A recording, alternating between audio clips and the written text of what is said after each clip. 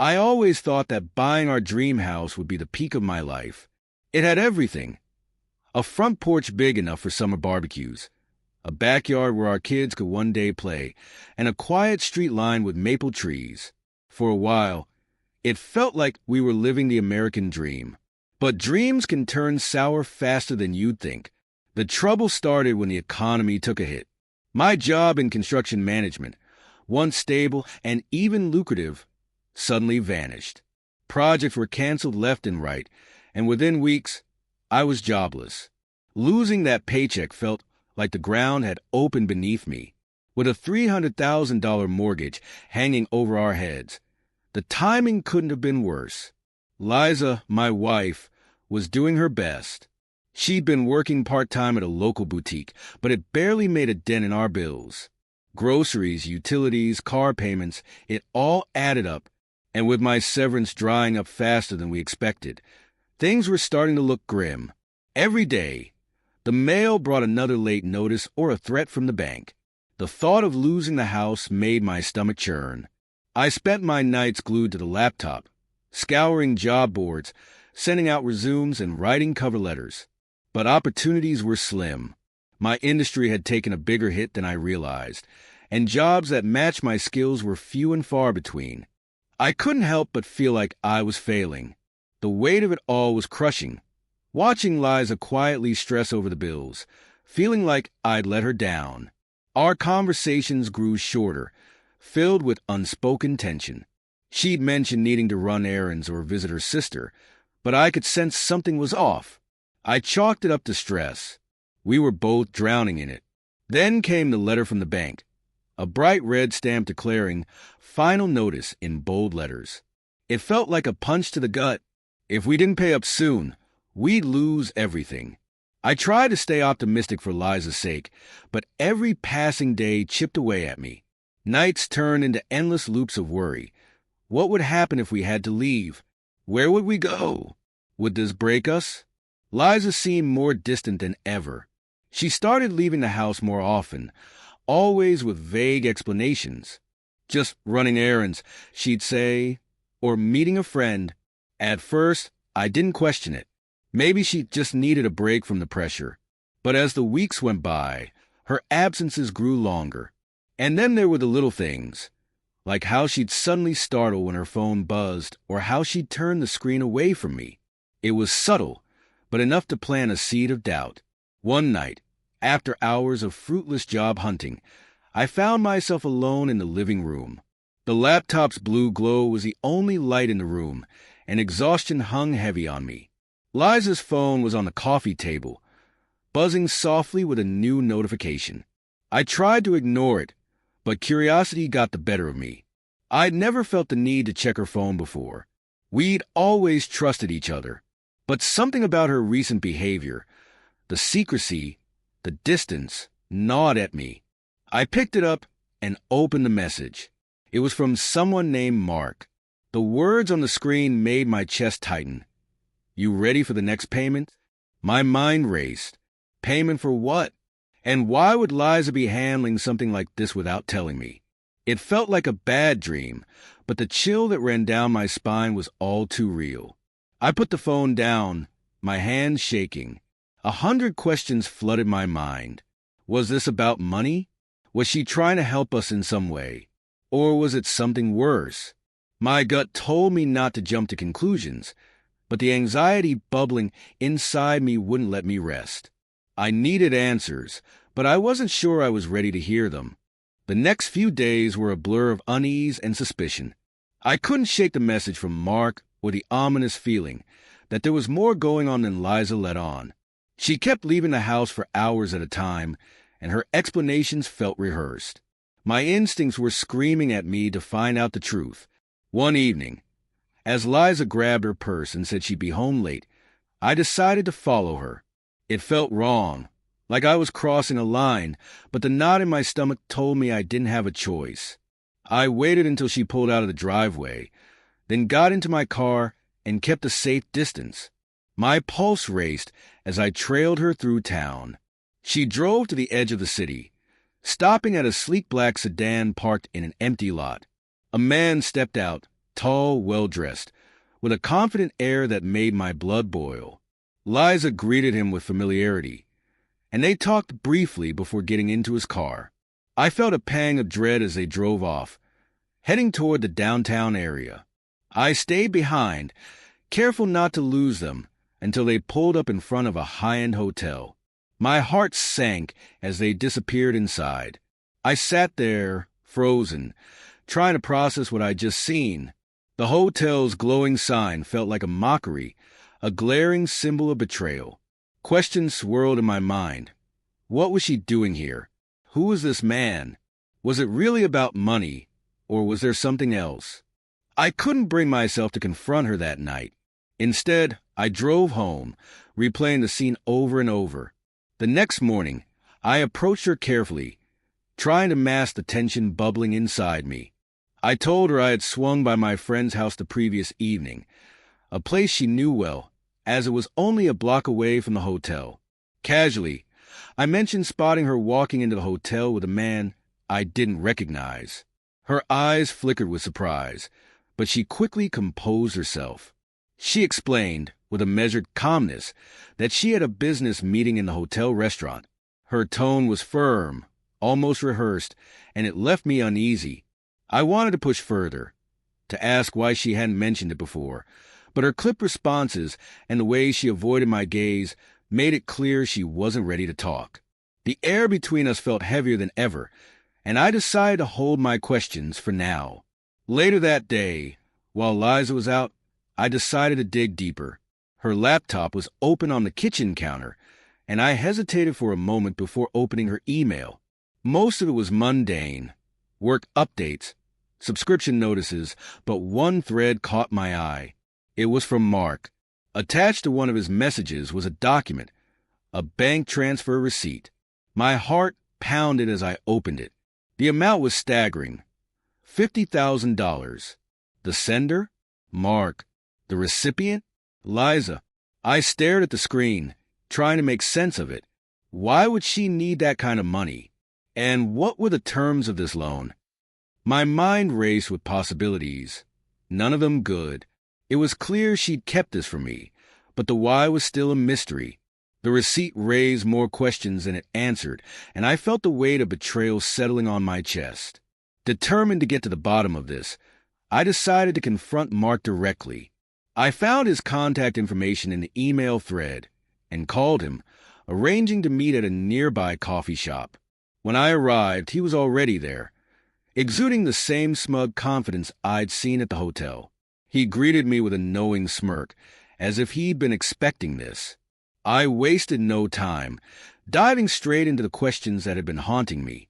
He didn't seem fazed, leaning back in his chair as he answered. His words hit me like a freight train. He and Liza had been involved in the past. Their relationship had ended years ago, but according to him, she had come to him recently, desperate for help. The $50,000 was his answer to her plea, but it wasn't charity. There were strings attached, and the way he described it made my skin crawl. He said she knew exactly what he'd expect in return, and now it was time for her to deliver. His tone was dripping with irony as he added, "Your wife knew who to call. She knew the cost, and she agreed to it. Now it's time to pay up." The blood drained from my face. His words confirmed my worst fears, but they also opened a door to something darker. This wasn't just about money. Whatever agreement they had went beyond finances. And I realized I was standing on the edge of a truth I might not be ready to face. After my conversation with Mark, I couldn't think straight. His words echoed in my mind, each one a dagger. I drove home in a fog, gripping the wheel so tightly my knuckles turned white. Every moment we'd shared, every decision we'd made as a couple now felt tainted. I'd trusted Liza with everything, and now that trust was unraveling before my eyes. When I walked through the door, Liza was sitting on the couch, scrolling through her phone. She glanced up and gave me a weak smile, but I couldn't return it. My heart was pounding as I sat across from her, pulling out the printed copy of the bank receipt I'd found earlier. The look on her face shifted immediately, confusion, then fear. I laid the paper on the table between us, waiting for her to speak. She hesitated, her hands trembling slightly as she picked up the receipt. I told her I'd spoken to Mark, and her face drained of color. For a moment, she said nothing. Then she began explaining in a voice so low I had to strain to hear. She admitted she had reached out to Mark because she didn't see any other way to save the house. She said she'd been desperate and knew I'd never agree to it, so she kept it from me. Her words were laced with guilt, but there was something off about her tone, like she was holding back. When I pressed her, she broke down, admitting that there had been a condition. Mark had offered the money with strings attached, and she'd agreed, thinking it was her only option. She insisted it was only one time, that it meant nothing, but her voice cracked as she spoke. I felt like the ground was shifting beneath me. Her words were sharp, piercing through every memory we'd built together. I wanted to believe her, but the doubt was a chasm I couldn't cross. As she continued, the pieces started to fall into place. I began recalling small things I'd ignored over the weeks. The way she'd sometimes avoid eye contact when discussing money, the vague explanations for her absences. It all painted a picture I didn't want to see, but couldn't ignore any longer. She had been keeping secrets, and this wasn't the first time. Then she dropped another bombshell. Mark wasn't just expecting the money back with interest. He had made it clear that if she didn't meet his terms, he would expose everything. She told me he'd threatened to tell everyone, our neighbors, our families, even me, about what had happened between them. It wasn't just blackmail. It was a noose tightening around her neck. Hearing this, I felt a wave of anger and helplessness crash over me. I didn't know who I was angrier at, Mark for exploiting her desperation or Liza for putting us in this situation. My thoughts raced, imagining the fallout if Mark carried out his threat. Our marriage was already hanging by a thread, and this could rip it apart entirely. But the part that stung the most was realizing how little I truly knew about the woman I'd married. The trust we'd once shared now felt like an illusion, and I wasn't sure if we could ever rebuild it. The morning after Liza's confession, I knew I couldn't let this continue unchecked. I contacted an attorney, laying out the situation as carefully as I could without revealing too many personal details. I needed to know where I stood, both legally and morally. The attorney's response was blunt. Mark's actions bordered on blackmail, and any attempt to expose Liza's personal details could be grounds for legal action against him. The key, however, was evidence. Without proof, it would be his word against hers, and that wouldn't hold up in court. Hearing this gave me a glimmer of hope, but it also raised the stakes. If we could prove Mark's threats, we might have a way out. But that would mean confronting him directly, and the thought of it made my stomach churn. For now, I had to focus on the next step, confronting Liza again and figuring out how to move forward, if that was even possible. When I got home, I found Liza in the kitchen, staring blankly at a cup of coffee. Her posture was tense, and the air between us felt heavier than ever. I told her about my visit to the attorney and laid everything on the table. I couldn't trust her anymore, I said. Every word felt like pulling teeth, but it was the truth. Our marriage had been built on trust, and now it felt like that foundation had crumbled. Liza's reaction was a mix of guilt and desperation. She tried to explain again, reiterating that she had only done what she thought was necessary to protect us. But her words felt hollow. Every excuse she gave only deepened the pit in my stomach. I told her outright that I didn't believe her, that our marriage was now a house of cards ready to collapse. As if the situation couldn't get worse, Mark began ramping up his pressure. Liza showed me the messages he'd been sending, thinly veiled threats that made it clear he wasn't backing down. He taunted her, reminding her of the money and the agreement they'd made, and hinting at what he would do if she didn't comply. The messages were a cruel mix of manipulation and intimidation, each one designed to tighten the noose he'd placed around her neck. Seeing those messages pushed me to the edge. I couldn't stand the thought of him having this kind of power over her, over us.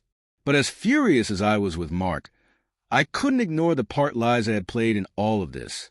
Her decisions had brought us here, and now we were both paying the price. I knew we couldn't keep living like this. Something had to give. One evening, as we sat in the living room in strained silence, I laid out my plan. I told her we needed to go to the police. It was the only way to break free from Mark's grip. But there was a catch. If we were going to do this, she had to tell them everything. Every detail about her relationship with Mark, every agreement they'd made. It was the only way to build a case strong enough to stop him. Liza's face paled at the suggestion. She looked away, her hands gripping the edge of the couch so tightly her knuckles turned white. I could see the fear in her eyes, the battle raging inside her. I told her this was our chance to take control, to protect ourselves and our future. But she had to make the choice. As the silence stretched between us, I waited, unsure of what her decision would be. After days of agonizing silence and tense conversations, Liza finally agreed to go to the police. Sitting in that sterile room, as she recounted every painful detail, was harrowing. The officers listened intently, taking notes as she described Mark's threats and manipulation. They assured us this was serious enough to warrant an investigation.